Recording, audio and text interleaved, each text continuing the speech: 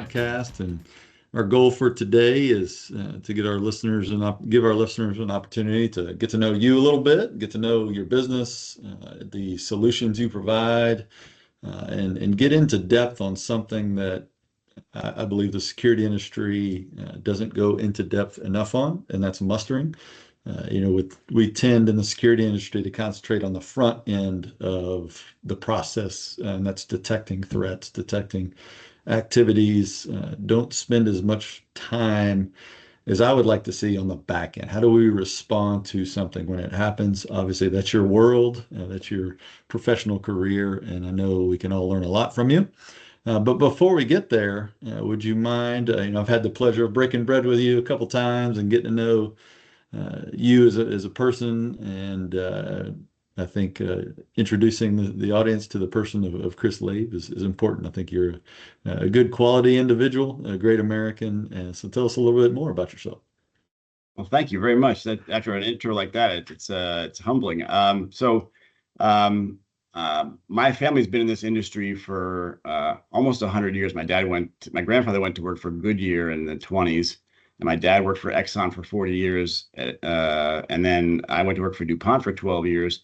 And now that was 22 years ago. So we're now hitting about 100 years as a family. So this is where I feel really comfortable. It's an area that kind of feels part of my blood.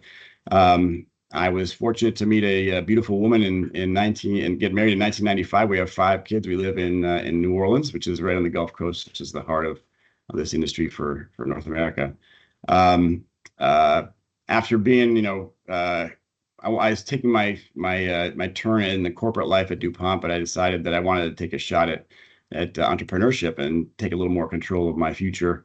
Also, I wanted to just be closer to home with my kids and my wife. So I started inFRONT in 2002. And if you have a background at DuPont, you realize that safety culture is so core. I mean, it's something that's you just leave no doubt about when you work for DuPont. So with that sort of perspective, I found the assets of a company that had really good tools that we could pivot onto this space that we're in now, which is emergency readiness and response. And so I jumped off into entrepreneurship, looking to build tools to keep people safe. And that was a long time ago. I can't believe I've been associated with something for 2 decades. I feel you. We'll hit 20 years in 2025, coming up in May with Pref-Tech, and it does go by fast. Yeah. But it's interesting that you've combined this professional, say, generational legacy of working in industrial facilities with entrepreneurship. Was there a triggering event? Was there some incident or something that happened that caused you to finally say, all right, it's time for me to try to do something better than what I've experienced thus far? I had to have it. DuPont was a great place to work. It was a great experience. We lived overseas. It was fantastic, but we had our first child, and it was a demanding job. I was traveling a lot, and every time I came back from 3 days on the road, she was different. And that started to cause things to fall out of balance for me. So, sure.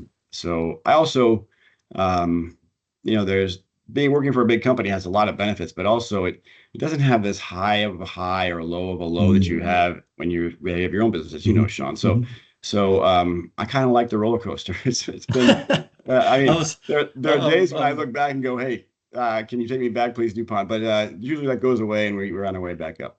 I speak with a lot of entrepreneurs, and I don't think I've ever heard one say that they started a business for family reasons, to spend more time with family. That's usually the cost they pay for starting a business. So what a cool story, and I'm sure your family's better for it. But I would agree with you. The highs are high and the lows can be pretty low, and obviously a lot of burdens on your shoulders. It's tough. It's tough to start a business. It's tough to run a business, even when it becomes mature. But what were some of the initial challenges you faced starting this journey of entrepreneurship? Well, my dad used to quote my grandfather to me, and he would say, in this business is just one damn thing after another. And what he was saying is that it's just, in high hazard, which is where inFRONT focuses. We focus, really on dangerous facilities. That's petrochemicals and refining. Sure. It's really challenging. It is the most dangerous manufacturing industry we have. So there's a clear need for what we're doing. That having that as a context really was what drove me. There's really I think we have our team is tight knit because we think we're working on the right things for the right people, and so having that background in the industry is something that drove me to want to do what I'm doing now. The challenges we faced, another aspect of the industry is that we're challenging a traditional systemic thought about how to be ready for and respond to emergencies. For so long, it's been an analog process. I mean, for, this industry has been around for over 100 years as well. And it's they're still doing things the same way they used to do back in the old days, especially in our area. So in an industry that's really cautious about changing traditional methods, it was a lengthy area to gain momentum. Our biggest competition has been apathy, or not apathy, but, inertia. It's good enough what we're doing, and that's that. So we've broken through by listening actively and delivering transformational improvements. But overcoming that inertia and that resistance to change has always been the real challenge for us. Lately, we've been spending more time telling that story by our marketing. So thanks for this opportunity to do that. Yeah. And word of mouth referrals, which is propelled by our high touch service. So. Cool. So there may be some listeners who, throwing around terms like high hazard, petrochemical, right, industrial. Let's narrow that focus for Chris and inFRONT and the products you bring to market. Describe that ideal client. Maybe narrow down what is your ideal industry? What does your ideal client look like? Really, it's a great question. Any dangerous site that has more than 100 people on site at any time is ideal. We have clients who have 100. We have clients who have 5,000 people on site. The core challenges are quite similar, but obviously when you scale, it becomes way more complex. And this pretty much maps to Homeland Security and Coast Guard regulated sites. And we're heavily weighted toward, obviously, as I said before, refiners and chemical manufacturers. Very good. So as you start to think about that ideal customer, what are the problems or challenges they have that excite you, that you really focus what are the challenges or problems you want to resolve for those customers? And that, in that set, that patch we just defined, that they face a common set of problems no matter what size they are. So, and what drives is the number one is it's a high risk to people in everyday operations. You can, when somebody goes to work at a bank, unless they're worried about a holdup, when they lock their car to walk inside, they feel probably safer inside than they do in their car. In our industry, you have to be, you have to lift your game when you leave your car. You have to really focus on the operational intensity that's necessary to go home at the end of the day. And that's the key to what sets our industry apart. That makes it a lot tougher. So it's also a challenging physical setting. There's a lot of toxic materials. It's rough. It's all mostly, there's a lot of outside work. It's hot. It's loud. It's really there's pipe racks and spheres and things that get in the way of technology solutions. You also have a transient workforce. I mean, there's, imagine that you have to reteach what you're teaching as an emergency response team to people who might work at 3 sites in the last month. So that's really, really a challenge as well. And then tight budgets. Our industry is very operationally intense when it comes to, financial management, and that's getting things done that are important and prioritizing them is a challenge as well. Yeah, so it's a great segue into another question that I thought of for you, and that is, as a business, you're offering a solution to cost-sensitive customers. How do you differentiate yourself from other companies? And I'm talking at the company level, not necessarily the product level, but at the company level. How are you different? How are you different from the other salespeople, business owners that show up to the doors of these refineries? Well, I mean, it's in the simplest way to say that we're the only company that is focused on emergency readiness and response in our industry. There's other companies who offer mustering, but they do it as an add-on function to what they really Mhm. do. And there's really three categories there. There's the access control, which is familiar to your Mhm. end of the market. There's Right. visitor management because they're Mhm. clocking people in and they have access to some information about who's on site. And then there are device platforms that are used for data capture, whether it's real-time Mhm. location or handhelds for, there's some overlap with what PAC systems use for Mhm. devices that are used for remote locations, for example. Having those aspects as a core product make it a logical extension to think about doing mustering. But this is such a challenging market that you have to really know what you're doing. And the way we differentiate ourselves in terms of both product and domain expertise is we realize that a lot of the things that need to be done in our industry are unobvious to people who haven't lived the problem. And so the way we built the company and built the product is that Mhm. we listen to the people who have lived the problem and they really guide us. Yeah, I think I connect with you on that as I've looked at Pref-Tech over our almost 20 years now. Uh, I found that the more we're able to focus, the more we're able to, niche down is what some Mhm. entrepreneurs would call it, really focus on a specific set of customers and how to resolve their pain, their Yeah. histories, their commonalities. Yep. We've been a much better service provider. So it sounds like our two organizations agree on that approach. Let's be really good at something versus do a bunch of things not necessarily as great as we could do each of them.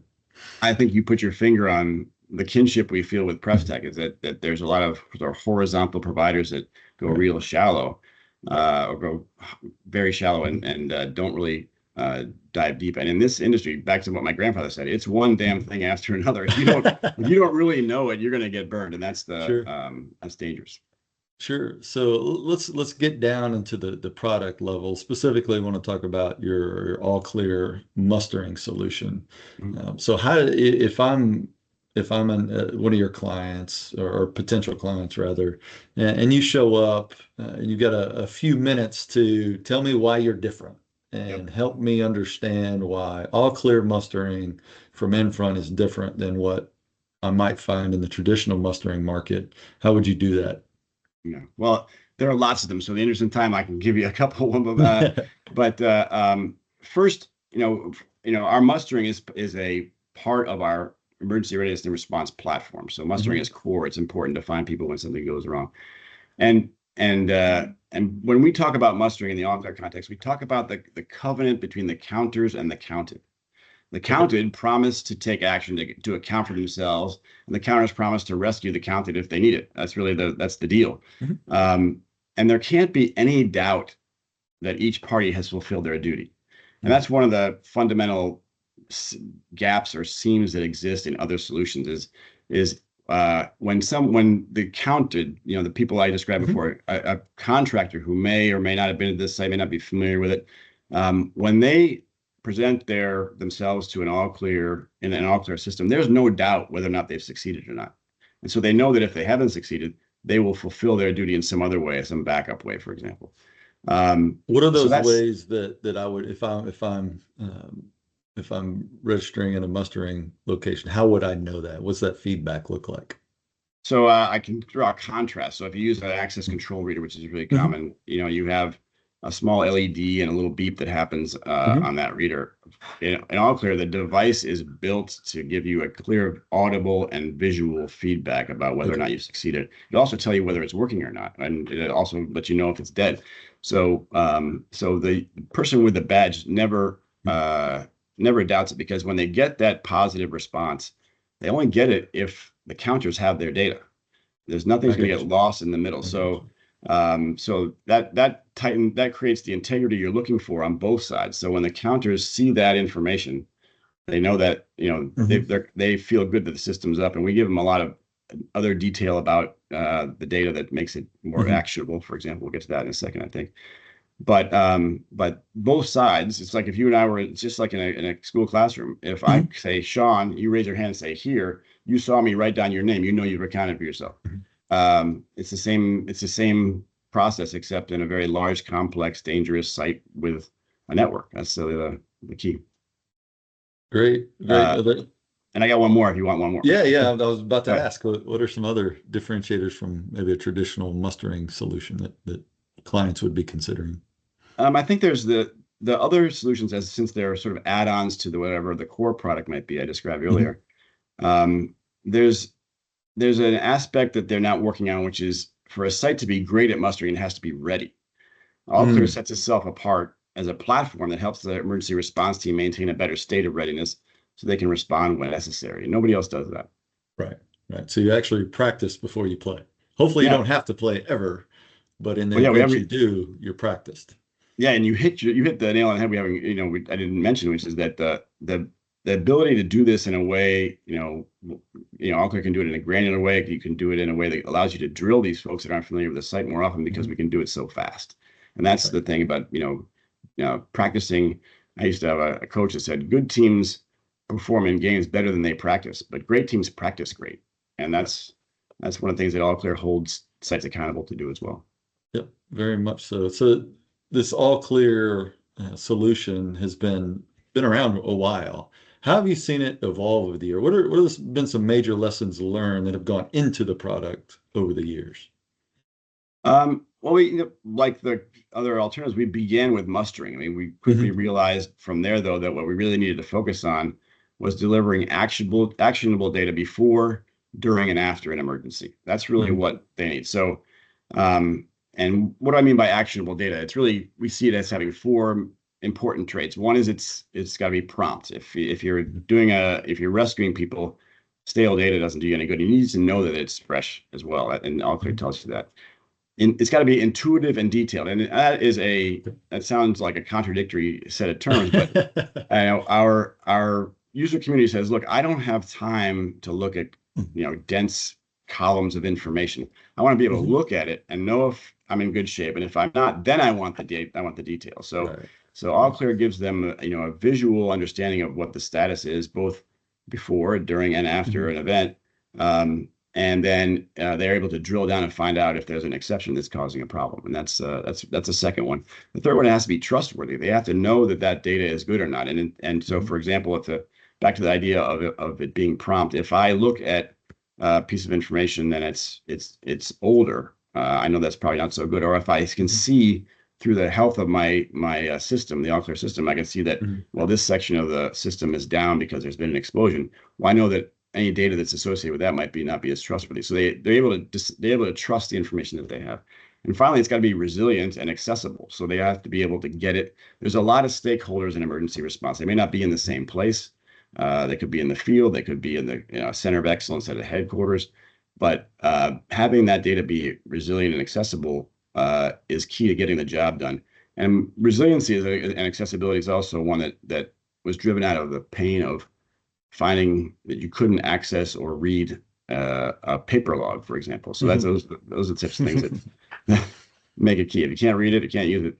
So Right, right. yeah. Very So good. So go I'm ahead. Go sorry. ahead. Continue. So that led us, the more on the journey, it led us to realizing that we had to give our users more granularity of information for higher Mhm. risk areas because there's a lot of people on the site. Some people might be in the cafeteria, but some people might Mhm. be right next to the hypercompressor, and you want to know how that lays out.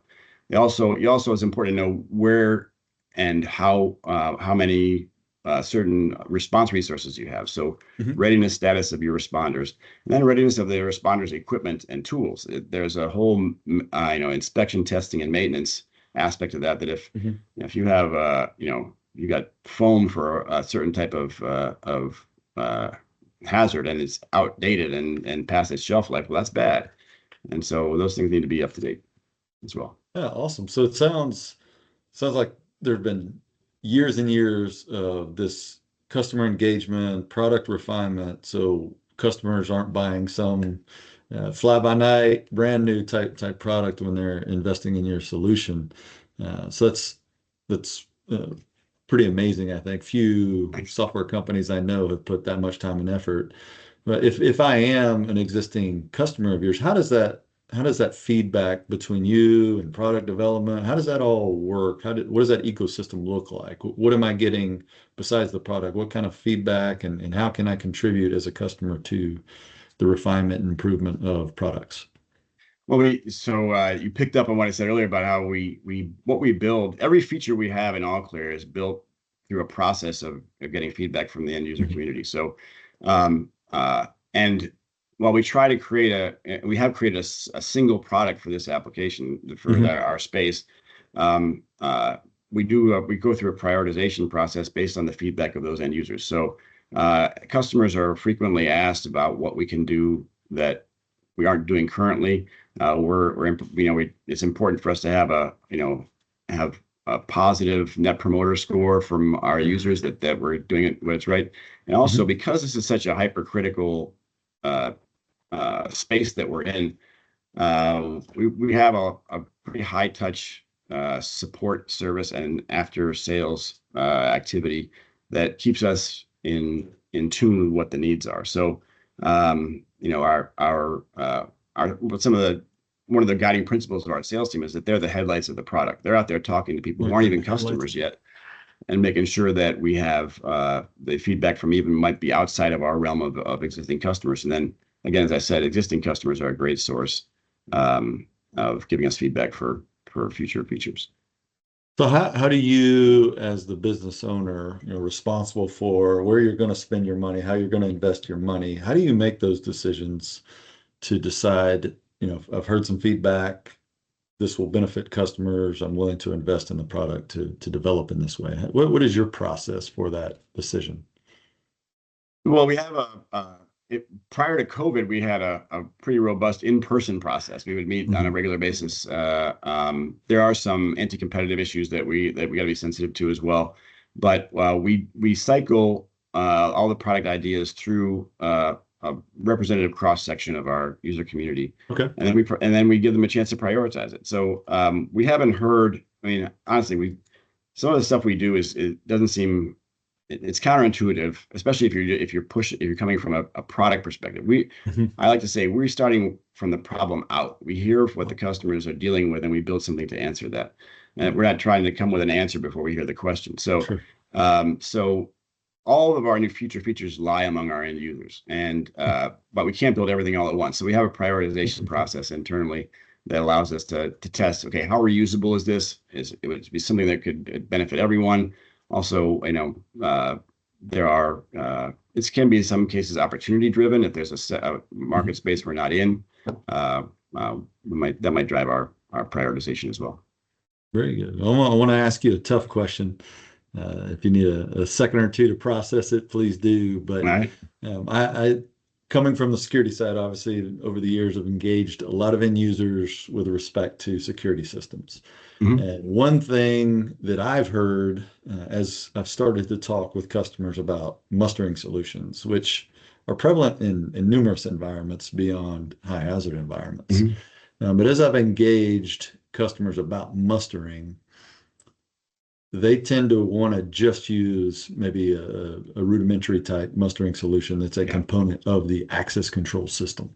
Yep. How would you discuss that challenge? A customer coming back to you and saying, "Hey, look, our access control system has a mustering feature built into it. We're just going to use that. Maybe it's free or very low cost, and I don't believe we need what Yeah. AllClear provides." How would you respond to that? Well, I think there are certain market segments where the others are fine. Mhm. They're not as hypercritical as our industry is. And there are many of them. Um, I think that the one thing you didn't mention that's a big player as well is that the software is pretty much already there. Like they pretty much Mhm. have what they need to do mustering, and so it's the easiest path of least resistance. And I get it. I mean, I understand that we're asking them to do something that's a little bit more effort, but um, from our perspective, there are some real disqualifiers for our specific industry Mhm. that make being penny wise today is pound foolish for tomorrow. And Mhm. that Sure. we talk about it being the problem. If you lose somebody, the consequences are dramatic. Yeah. Sure. Morale, careers. We've seen plants being sold because Wow. they've failed at that. So the stakes are really really high, and pack systems are really pretty much every pack system we interact with. is great at being a security Mm-hmm. solution. They're fantastic platforms. But what makes them great makes them vulnerable in a mustering setting. So, Mm-hmm. one of the good examples is that you need resiliency and fault tolerance at a gate. When going through a portal, you don't want to, during shift change, for the network to go out and Sure. you got people waiting at the gate. So a lot of activity happens at the edge, and Mm-hmm. that means that if that happens during a mustering situation, that information, if you're using that same solution to count people, can be trapped, and it gives the counters lag. It doesn't give them what they need. Mm-hmm. And sometimes things that make sense in the context of security don't make sense in the mustering context. So, give you an example. So, people like there's a few examples that I think of. This is just from the literature from certain Mm-hmm. PACS mustering solutions. If Mm-hmm. the mustering module is offline, as I said before, a badge holder could get a positive response and think that they Mm-hmm. accounted for themselves. So they think they did their job, but they didn't. And that's worse Right. because they don't know to go and extend themselves to let people know that they're there.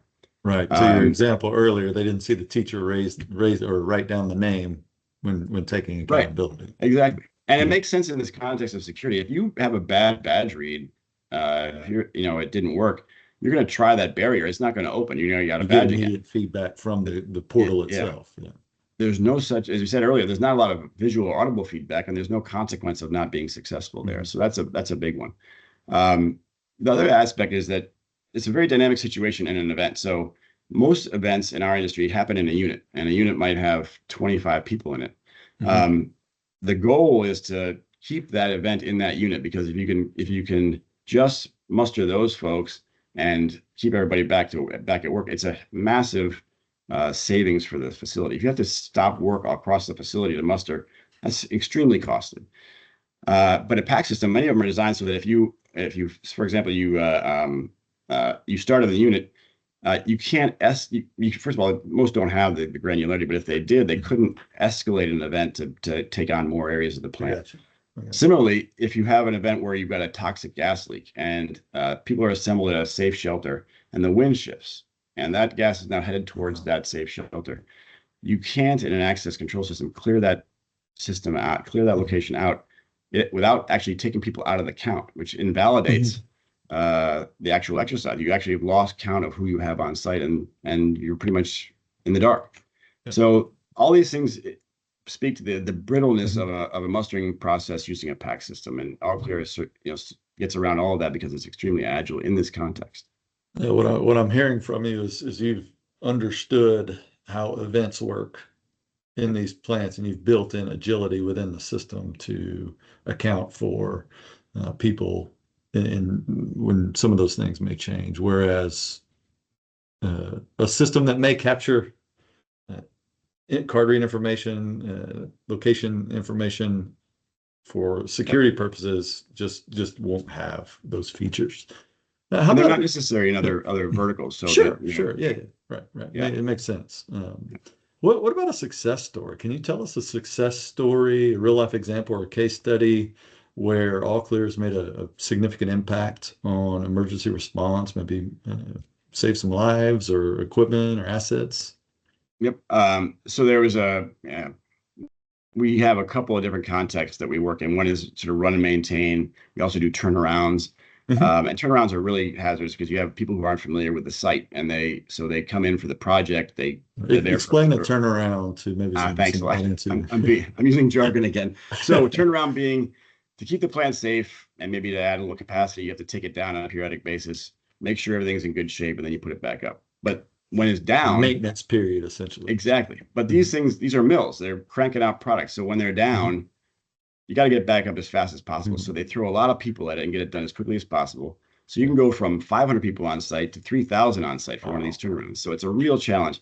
So we have a solution that expands the system temporarily, so that they can accommodate those thousands of people, that big population growth.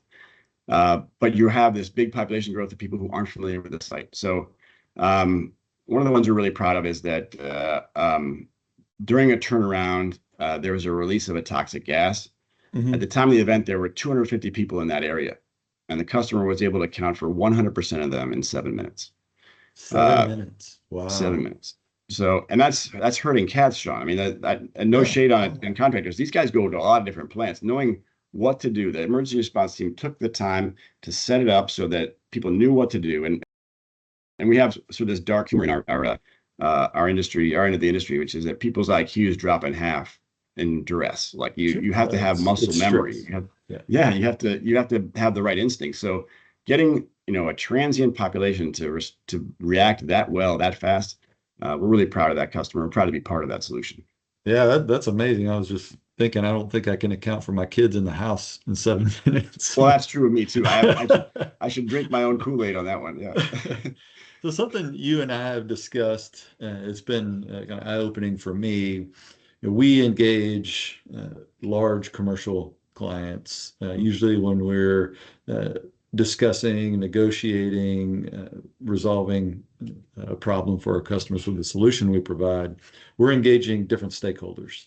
So in our world, in the security world, we speak to security managers, we speak to a lot of IT folks, and facility folks.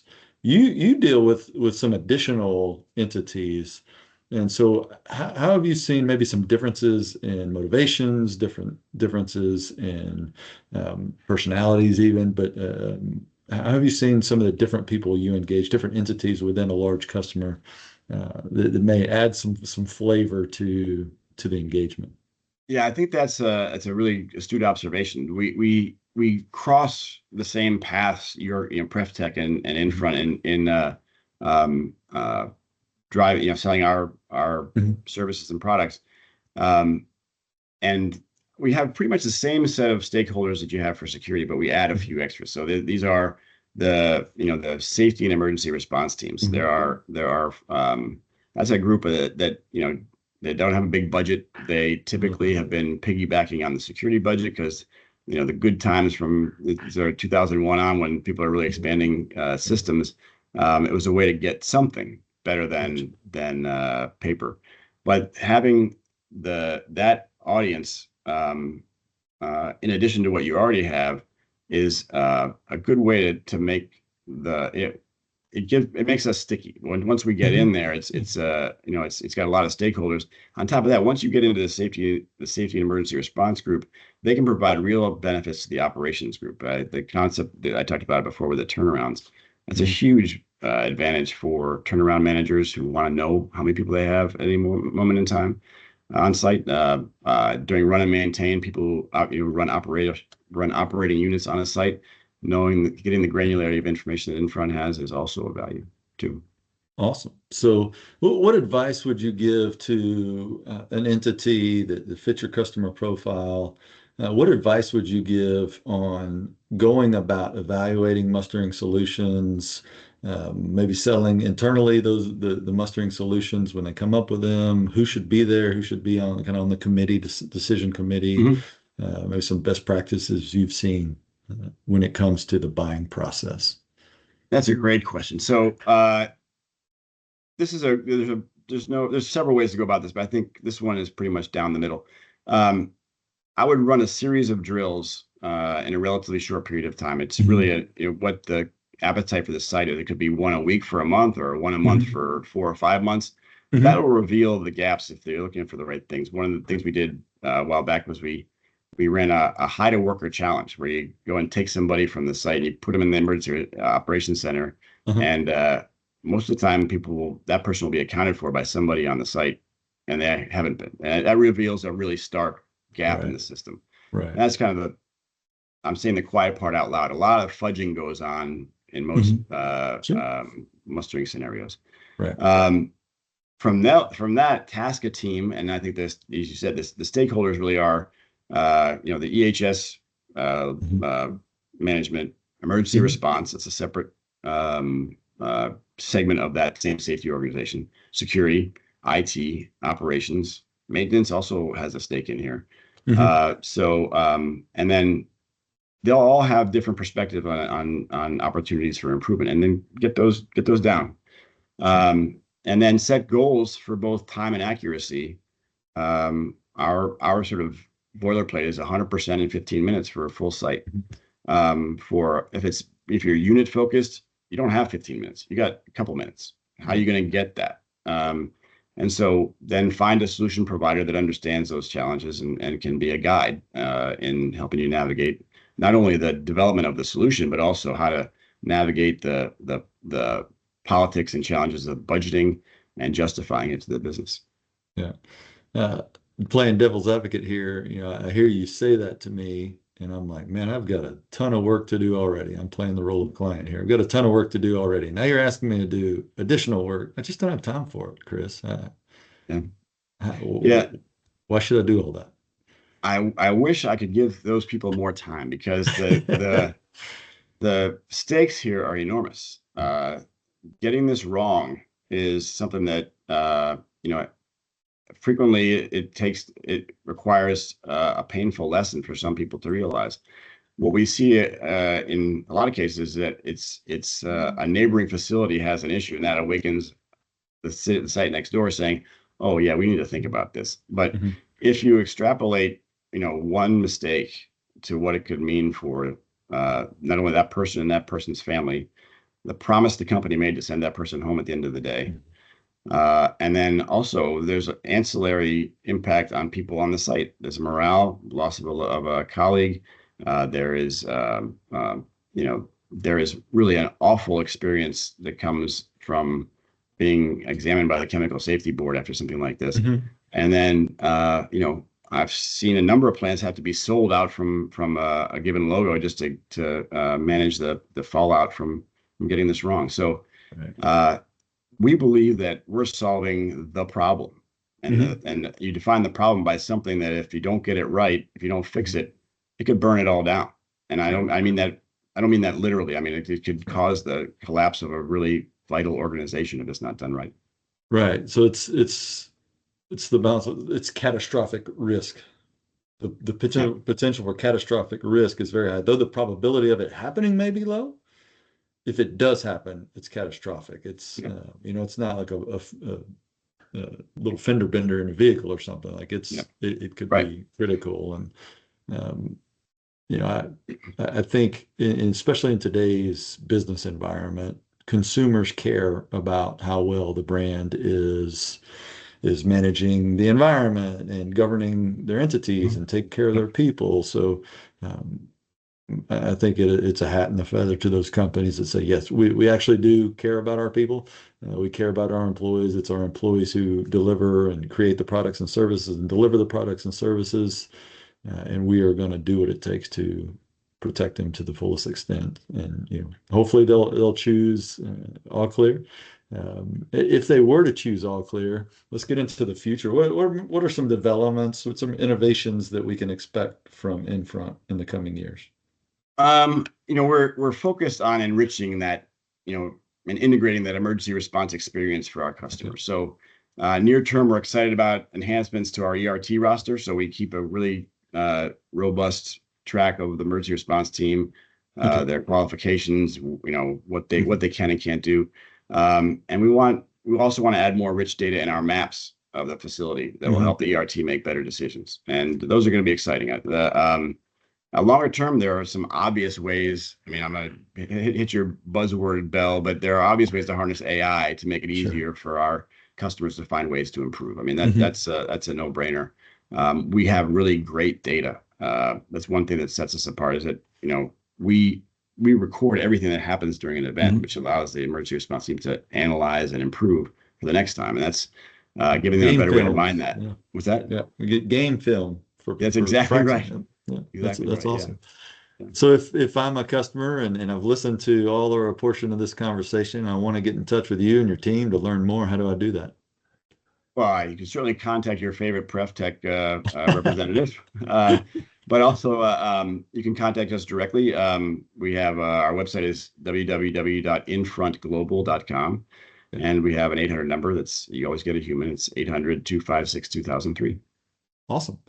Well, Chris, we're winding down on time here. I just want to say thank you. I've enjoyed getting to know you at a personal level and also as a professional level. I've always been intrigued by the way you think and your care for customers and your focus on the customers, while at the same time ensuring that your employees are taken care of and you're creating an environment where great products and services can be delivered. So I just want to say thank you again for your time, and look forward to the years to come and seeing what you can accomplish and your team can accomplish. And hopefully we can accomplish things together. And hopefully we make many, many more great stories to tell and keep a lot of our customers, employees safe. Thank you, Shaun. I really appreciate being out here, and I really admire what you're building over there at Pref-Tech. Thank you. Thank you. Well, have a good New Year's and good luck in 2025. Thanks, you too.